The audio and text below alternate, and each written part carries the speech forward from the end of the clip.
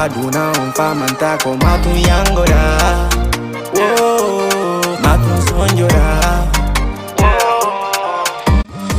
mi heba mi do wakili mi weddita ki kolla mi akiri gurna nganda mi do yondini mi yetta joma salli sinodini yeah that's right you know what the Bible ala nyade kono ala mo ala nyalade andan kako anna wanga famantako andan tako pull us up anna wanga jangantako aduna mandanta ko matu yangora aduna famanta ko matu yangora matu sonjora mi heba mi do wakili mi weddita ki kolla mi akiri gurna nganda mi do yondini mi yetta joma salli sinu Assalamu alaikum mi hiwro mo kala inde mum yetore mum mi hiwro téléspectateur be on be dargol Jama TV be mi inna be hande kadi e hewti ko émission men at 224 DJ Lamzo do ngandi non min linda kadi o jama o yafo seeda tardement on hanno wonno de taron ko woni non e lawol e embouteillage on haray hande hiden 2023 hande hilen 21 octobre 2023 do ngandi hande kadi ko samedi tous les samedis de mari émission man ndawarma ko tous les samedis watta at 224 DJ Lamzo do ngandi non ko ni wonirta ko de wondeji are lawde wondeji tarden seeda mais non ngandi hande me wadi jikko yetta ba ben seeda ko no watta mais non min non mi salmina wana nawno ben ko hôpitalji mi toroto Allah yo Allah dikkimbe dow jam mojjere kambe kadi be arta be kontina golleji mabbe din wana soka be kadi ko prison ji kambe kadi toron be Allah yo Allah yaltimbe ko woni ton be arta be fudito golleji mabbe din wana andana war ma nenira men e babira men wali be nawno be kambe kadi toron be Allah yo Allah yaltimbe e dow jam mojjere ko be kontina liggéeji mabbe din parce que sa ndari neddon kala ko wata woni ko cellangal woni fi fop ko cellangal woni fi tagado ko cellangal woni fi neddo ko cellangal woni fi haysda madi milliard wala minti milliard si a sellare ko zero aydo patron ji buy wala doji butano sel taw sella men madi milliard nyane fini to be watta jija wala be watta ndiyang wala be watta kuddinga mungo wala si be hay toilette ko ma be ya ko hôpital si be waya go toilette men enen toroden Allah hiden buri mardo milliard parce hiden sellira non tun kadi ko buyno a faami hare min non don kadi hido gandi hande kadi ko hande non lam faala ya wadi nyam seeda kono wadi ko nyam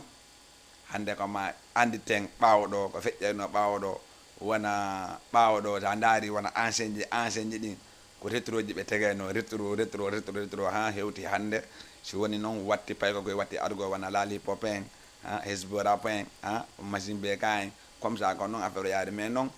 wata be joddu kambe kadi babira mabbe e nenira mabbe rewino e mum e kirtilon ha hande kirtilon hewti do ko kambe ko babira ben e mawnira ben ko be wadi ha afron hewti do hare min non salmine dal wana regien e madame ba don e DJ Bella kankati salmine photo wana seeda hare non hande non min na tango dum mais non hande ko ma wela fami ga hare si c'est bon regi may ndare tonton Rika ka sambil wala ko Rika ka may ndare morson arte ko plateau mi ade 224 DJ Lamzo ka vraiment sandadi zobe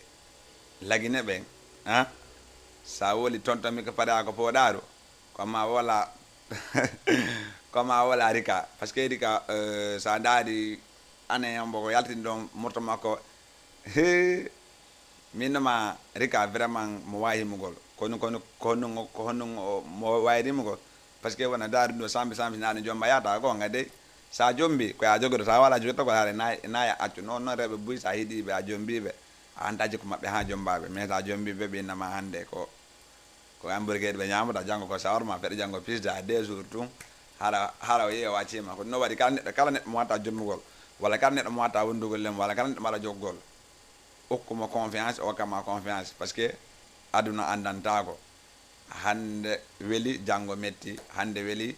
metti hara si c'est bon régi hara ya wala numéro 78 116 82 pour be wawa natugol be nodda hande non la ngandi hande kadi ko hande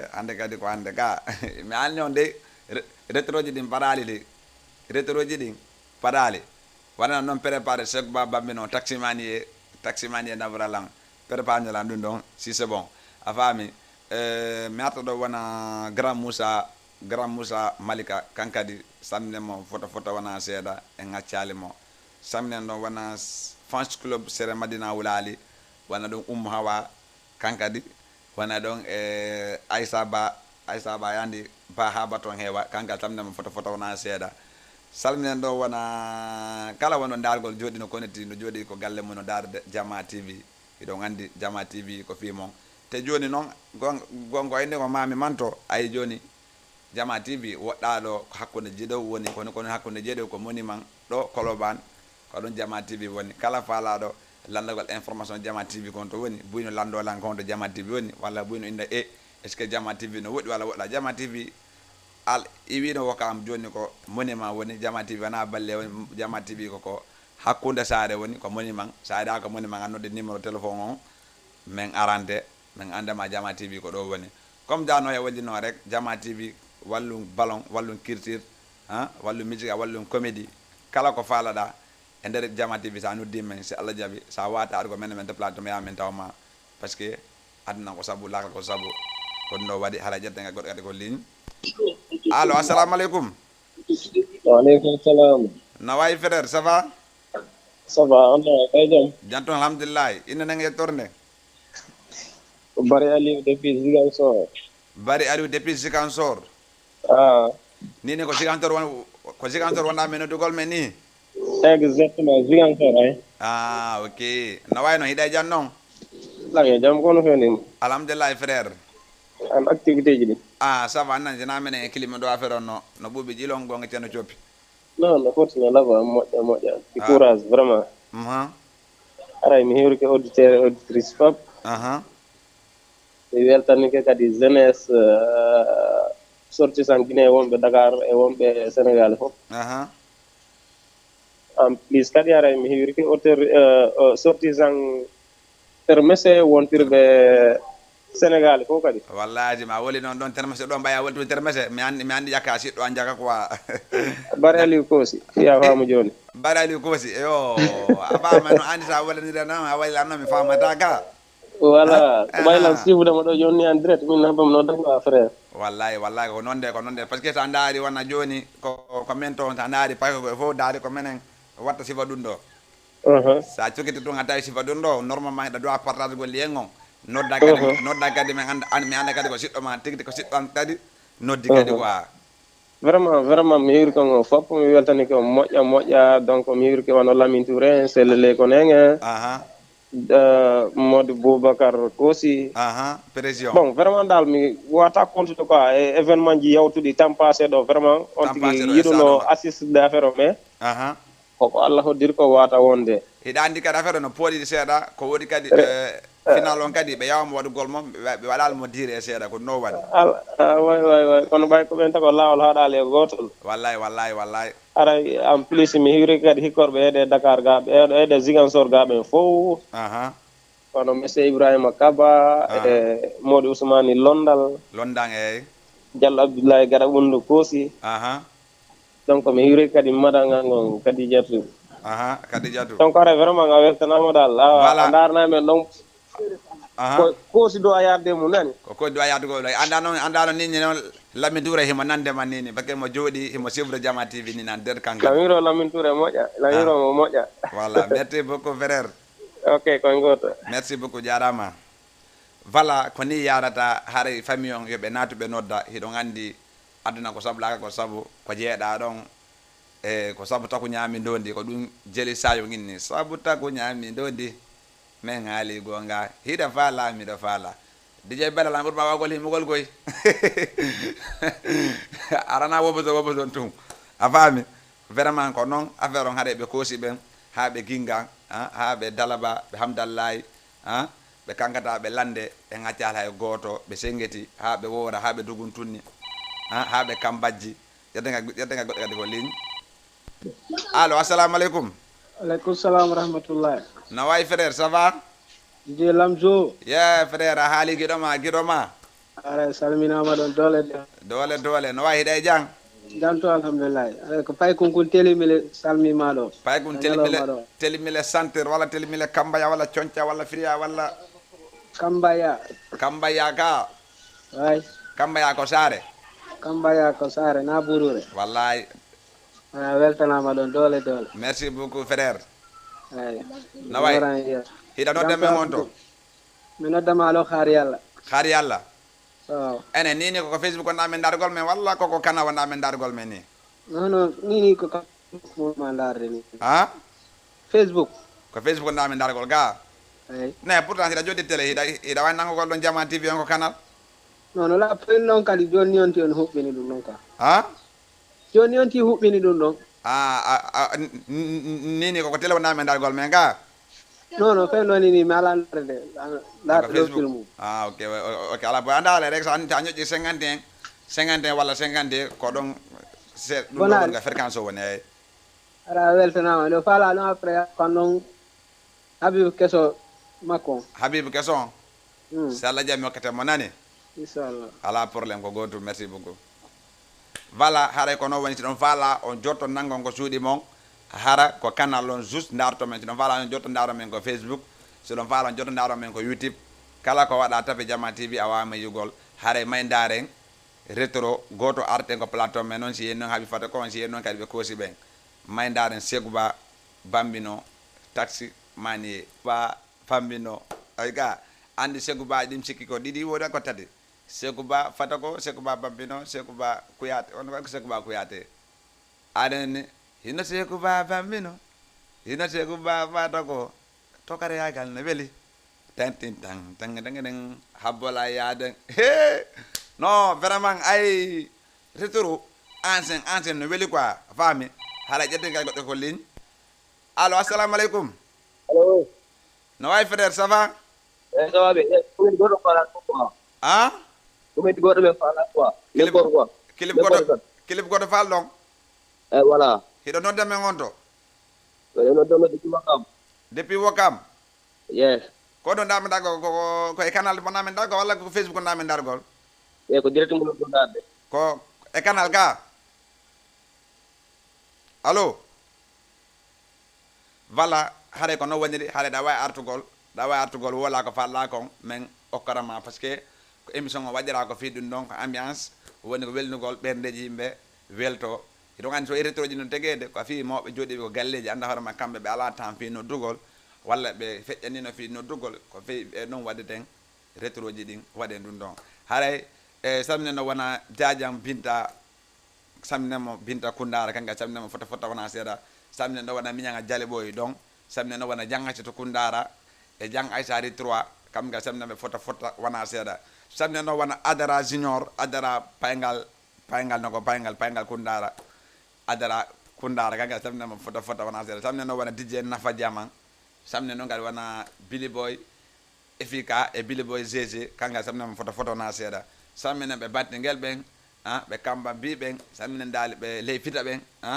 ɓe aygel so ƴooɗe aygel timbi e ŋaccal hay goto haare ɗo wawi nartugol ko 78 116 82 38 78 116 82 38 haray si c'est bon régi hiɗen torono Habib Fata ko somma ko question si c'est bon mayndaɗen Habib Fata ko arten ko article 250 ɗon ɗo wayno dugol noon hata men jetta on ko gotum mayndaɗen Habib Fata ko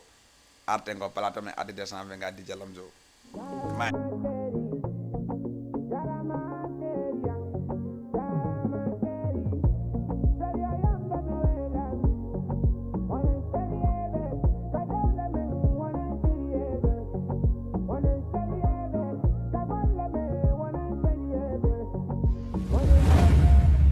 tawa merci beaucoup Habib Fata ko wi dewgal ko fina tawa non sa ndaari depuis ɓawo ɗo ha adna ha menen men hewti ɗo ndi andi koko fina tawa andi ko ɗo andi min Habib Fata ko no welalam par ce que sa ndaari Habib Fata ko o yaadi e janduɓe ɓen o yaadi e payko koye si aɗa ari ni nouveau génération on Habib Fata ko no wadde dakante e maɓɓe hande ko kanko janggo ko maɓɓe ka ko noon hunde nden fof so woni a heɓal départ ha heeɓi départ o wakkilo par ce que musique landaki innugol min ɓay mi heeɓi ɗi motoji ɗo walla mi danɗe galle ɗo mi acciti musique so woni ko hakkille ma woni ko hoore ma koko ƴiƴa wonta si woni ko ƴiƴan ɗum haala lanni haala saminen ɗon wona Amadou Kosi kanka saminen mo fota wona seeɗa samne no wana binta don ha e sellu ha e kotowal sayndi don e ngajala e goto samne be kadi foto wana se samne non kadi be nyenyere be wana grand salu nyenyere kam kadi ngandi kambe e demi final le 19 novembre do kambe e demi final kambe kadi samminembe e do ngandi association sere long ki longo la faw kambe kadi vraiment ngi abadde ko foti ko laba be organiser tournage anda warma mardi dole be de DJ Lamzo vraiment mais il faut que men ara men jodo ko plateau ma way yotugol ko hondo balloje di yarda minni onon ko onon jeylam min nami jeewarande ko onon jeylam parce que min ko onon min made te sa ndaari dama dama e wora fo ko hunde wotere nden gawal sa ndaari himaya ko perfectir gawal on bokke men ta ndaari ataway ko menen e kambe dama buri batondigol ko non wadi ha afeji din ono yarata saminen dali wana tantingan don hajja binta balde koloban kambe kadi ngacalbe halano min non do ngandi ko sati ko nyolati ka ande fete DJ Lamzo ngandi hewti gonko bela intagon ane on foko ndo wetena me watta ani ko septembre mi dono wadugol mais septembre ki alla mo yali mais na men poussi mo ha décembre no andi décembre ko le 9 décembre wadete mo ton ko bawo palais si alla jabi le 9 décembre non kane ngaro e ton extra hombe honno yarata mare ñi din paare ñi din e invité donner ji din fo do ngandi la ngandi non sira e gallo non en andi maccatama e gallo la ngandi sira e gallo la ngandi taari si mi wadi ma dum no dani gallo taari to ko caabu do jetta jonna lan halam jetta gar goddo ko ligne allo assalamu alaikum allo oui no ay frère ça va alhamdulillah hiday jang no alhamdulillah no ay inna ngi tani no dame ngonto ko Ibrahima Diallo depuis Sédhiou depuis Sédhiou Sédhiou dum ko onde Dakar du woni meɗen ndaara ɗo émission mon sina émission mon on no foti hano merci beaucoup frère no way sino on ɗo newel na meɗen ɗo rek yo kono yiɗa e émission Artic 224 DJ Lamzo émission mon on no weli no fotude chaque fois min ndaara e émission ji mon aray ko wakkilago ok merci beaucoup ene Sédhiou ɗum ko onto ɗum woni ɗum koye Tamba woni walla koye Kolda woni walla koye Kunkande woni ko Casamance ka Gaza Balanga walla ko Gaza Dunka ewa alhamdulillah ok ko mi hewrino ok merci beaucoup frère jarama han ayo waɗana men ɗon musique Aïssa Kindi a keso ala problème sa jam mi hokkata Aïssa Kindi anani inchallah jaɓa ala probléme ko goto merci awa hande noon o yi hande koɓe Ziguinchor eɓe Casamance ko ɗum to woni noddugol ɗo hande e annda warama eɓe Ouakam kono noon télé si a heeɓi doole ko wonɓe Europe walla wonɓe Kolda Tamba Kidougou ko ɓen ɗum natta nodda haare min noon ayi noon haray si c'est bon waɗana noon préparé Aïssa Kindiya on ko innuma ɗon après artengo plateau mi a 224 hiɗa andi noon gonko minne ko rek maare ngan on mi woltama ninne mais la andi noon rewɓe no ko rewɓe andi ɗum ɗon min jannanoma ɗum noon rewɓe no ko rewɓe mais noon si Allah jaaɓi le 9 décembre yombata haala ƴetten goɗɗo kadi ko ligne allo assalamu aleykum DJ Lamzo aleykum salam frère mawɗo ko fewndino martude ça va nani way wallahi émission on no laɓa no foti no yooɗi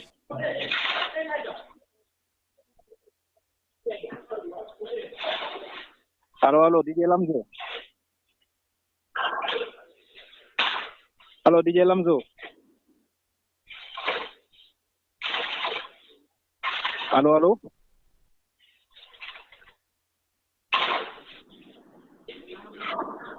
DJ ɓe no wola escro ɓe no wola hiɗon andi Aïssa Kindiya vraiment haare tournoɗo songo mi hokkima morceau on Aïssa Kindiya question kono affaire yarda haare ɗo wawi nattugol ko 78 116 82 38 yaltuɗo joni ɗa wawi nattugol par ce que haari ko probléme de seeɗa tum mais noon arti anormal haare anda nande haade milla nandema mi an ala nannugol quoi haaray ko noon ko ni yarata chaque samedi koni yarata e mardi koni yarata haray kadi woɓɓe ñalandola nga ley numéro en téléphone on so ɗon fala waɗa 70 o waɗa 70 353 58 42 70 353 58 42 ko ɗo woni numéro whatsapp o mais na noddan ko télé ga o nodda numéro télé on haray wawi famodirgol kono noon yarata chaque samedi et chaque mardi koni yarata haray min noon kala faalaɗo min invita ɗum ɗo woni comédien jo woni artiste jo woni daali tailleur jo woni daali ɗum ɗojo kala no falliɗeɗa o mi wate invitugol ma ɗo aren jooɗoɗen face à face par ce que ko ɗum gongariya ko face à face ka ha wiyata ko face à face merci beaucoup grand Abdoul Bendugu e ɗon e paykogankun sori kankadi samnemo fota mo joɗi ɗon e robos e tanting ɗon e Colobane tanting yeero ndoye bananaji ɗin ɓay ɗon andi nañande mi tori noon bananari ɗon o kada kono noon mi haala mum ɗo joni e payko kun ɗon ko bitik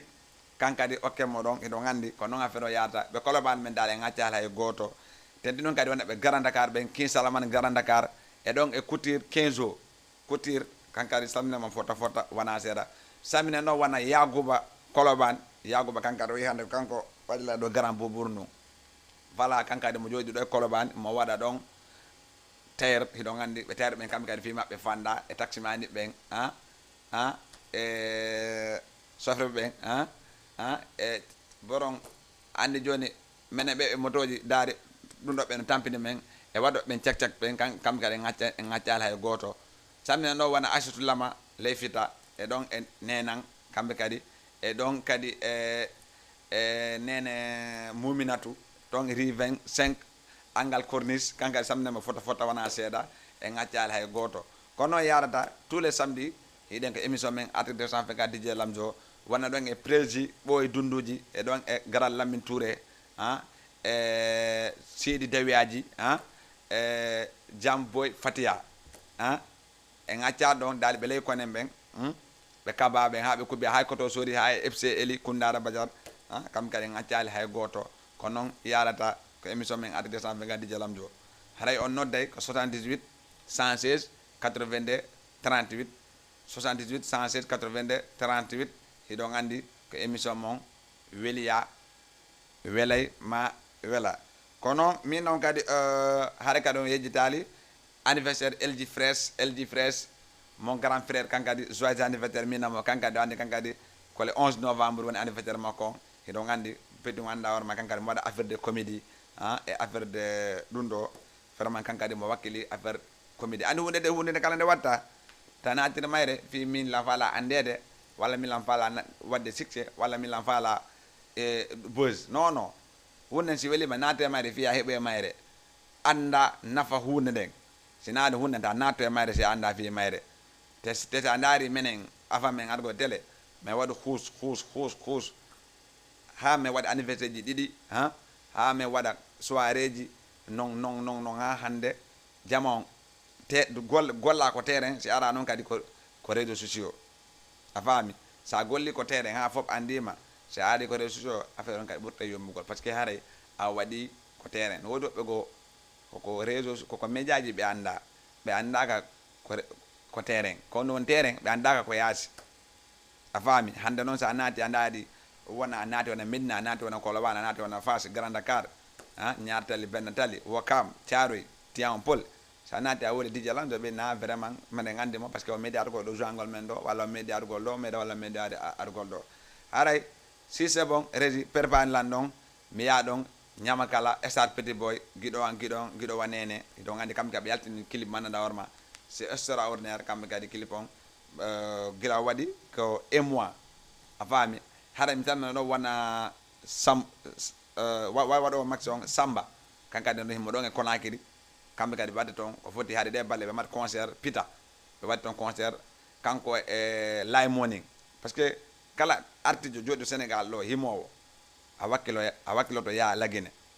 so ndaari wona ceerno danseur kankadi ni mo marno concert laabe ko saare kankadi vraiment mo wakkili mo wadde ɗum ɗo makko Guinée par ce que on waɗi Sénégal o ko gonga vraiment so ndaari visibilité ji ɗin abonné ji ɗin boy ko Sénégal so ndaari hay artiste ɓe Guinée men ndaari honde ɓurte suivede ko Sénégal mais ga ambiance on do Guinée on wala Sénégal do parce que sa ndari a dawa golle a yoɓe lois a huppay a ñamay a yare a ñamminay a tawa a wata wargol ɗo ñande fine to yaltugol mais lagine sa ndaari lagine koko ma an ɗon a yoɓata lois a yoɓata courant hay courant ko pana soleil ma waɗɗa ko nder galle ma an ko onni hoyno golle ma ton ko ligganto ko dépense on dépense ɗon siɗa ala ñande fine to soare poɗa no wodi a yaay par ce que ko hunde wadde wonna ɗaɓɓugol dépense to wona ɗaɓɓugol mais no Sénégal ɗo a huppay alo toto a yoɓe location a soɗay crédit a jonnayyi Guinée sa yalti ɗo samedi ɗo wona 1 mois yalta walla 2 mois yalta haray kono maydaren essage petit boy artengo plateau men adresse en fait DJ Lamzo si c'est bon ça c'est bon.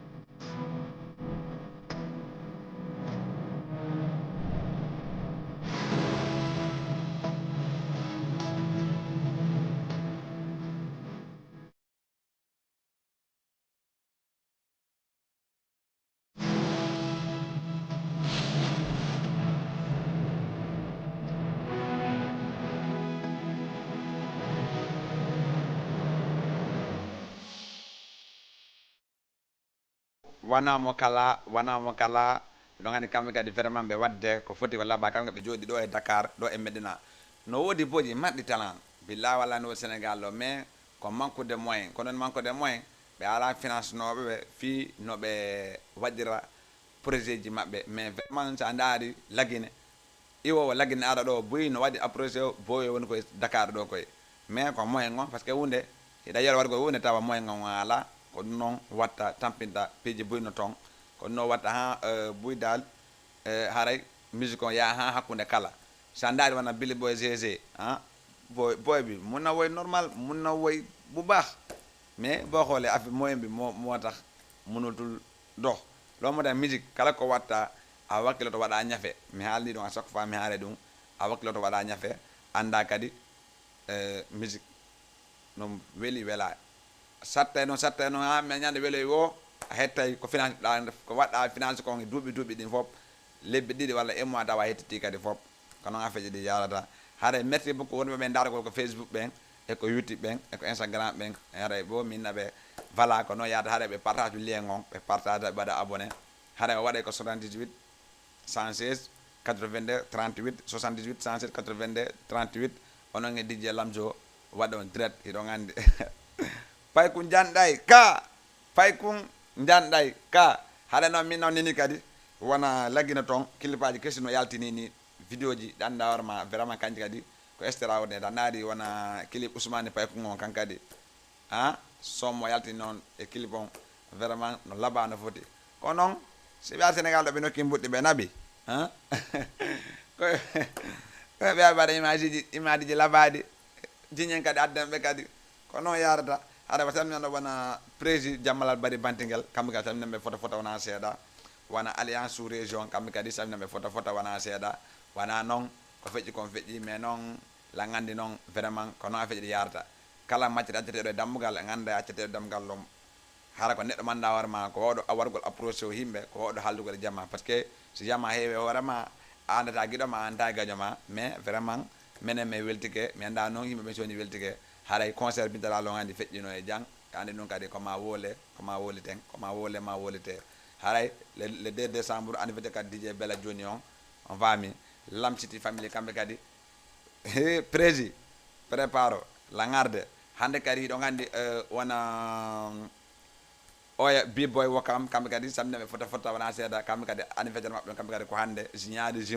jimoy toon e ko ɓawa palle kamɓe kadi ko toon watta haray ko noon affaire ɗi yarata haray si c'est bon régi Ousmane Paye ko on so woni no wawi wonugo sina ɗum ma yayen kadi goɗɗo goy ɗo gandi ko noon affaire ɗi yarata ko hande wela janggo metta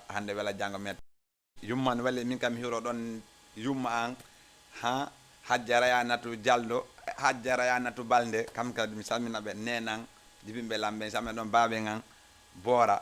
yo Allah jottimɓe accidaɓe ɓooya ha lutta ala añiɗo nene mum ala ronkuɗo hidugol nene mum par ce que en ala wa nene men jaara ka nene goɗɗo wadda yoɓugol nene mum sa daari nene gonko inni kon o inno jo personne yino kañum hino wawi yoɓugol nene mum o inni ma wadde ala yoɓugol ɗon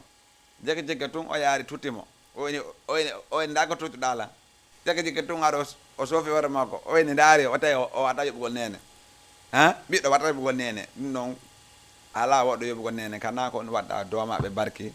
siɗa heeɓi Allah okkorima jaɓa okkoraɓe weltinaɓe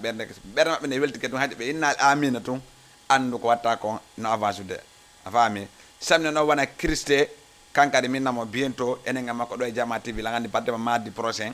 invité men inchallah mardi prochain ɗe mbaɗi invité ɓe ɗum ɗo noon ko surprise wonta inchallah jaabi waɗen débat ko honno woni laggina ko no fewndi laggina ko no laggina wondi goto gaynayi ayi noon mi sooday vraiment kankara mo joɗɗo e Italie mo wadde ko foti ko labba ko noon affaire ɗi ko noon yarata haare watta jama on décourage o ceedan inchallah no warde ko noon affaire o watta par ce que ko ma ɗa ñomite ɓa ñomite ko waɗadiral kala neɗɗo walla ɗo oniki foolay même walla konko foolata on faami ko noon affaire ɗi yarata hila gandi comment dire wona grand Aliou ɗon e Malika kamɓe samne fota wona seeɗa haare ɓe andi Jama TV ko fi maɓɓe ten tan wona Moussa Thiaroy kamɓe kadi samne fota haara noon na noddan ko téléphone gan o noddelan ko numéro télé affiche ɗon 78 on 116 82 38 78 116 82 ƴetten dernier auditeur sina ɗum min continua ɗo gandi ko noon ko ma wela voilà min noon tun anniversaire wengi le 9 décembre DJ Lamzo le 9 o noon min huɓɓay toon huɓɓete par ce que wonami to huɓɓata ɓe kundara ɓe jaɓata ɓe maali ɓen ɓe laɓa ɓe telimile ɓe par ce que min hande lan hoɗi fo jangolan telimile fat jangolan kundara fat jangolan maasi samne noon kadi wona lobseri ɓundu ley e ɓundu dow e ɓundu hakkude kankal samne mo foto wona seeɗa samne noon kadi wona wuuri coppel coppel masi kamɓe kadi samne ɓe fota wona seeɗa tammina ɗon ha ɓe joolawoy ha ɓe gaɗa muñe ha ɓe hoore holli manda hoore holli kamɓe kadi samne ɓe fota wona seeɗa en ŋaccali hay goto ha ɓe joolawoy ɗon en ŋaccali hay goto ko noon affaire ɗi yarata adda ko sabu laka ko sabu samne noon kadi wona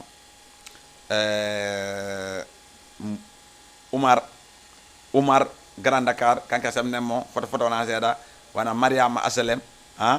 Oumar ɗon e série makko ɗon Binta kanka samne mo fota wona seeɗa Tima e Fatima Grand Yoff kamɓe samne mo fota wona seeɗa ŋacci ala e goto haray ko noon affaire ɗi yarata min noon émission on ko ni yarata hande mi salmina dal kala wonoɗo e dargol kala yiɗo nandarama no metti ɗum ko émission haray miɗen tori on digui yaafuye kala ndawrema mi yi on digui hino welti haray ko non men faalira fi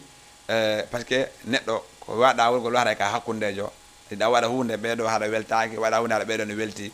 haray ɓe weltaki ɓe meɗen tori ɓe yaafuye weltiɓe haray ko non men faalira par ce que hande ko min jangga ko on noon hande ko min famɓe ɓen fof daali ŋacci alay goto daali mi jonno rendez-vous dimanche Alizé Club mi jonno ka rendez-vous le 9 décembre anniversaire DJ Lamzo haray minna ciao macci down e Cher Dansal macci down e sommakko on haray min noon en mardi e invité ɓe so Allah jaaɓi ko gotum maydaren Cher Dansal merci beaucoup Régi Beko Cher Dansal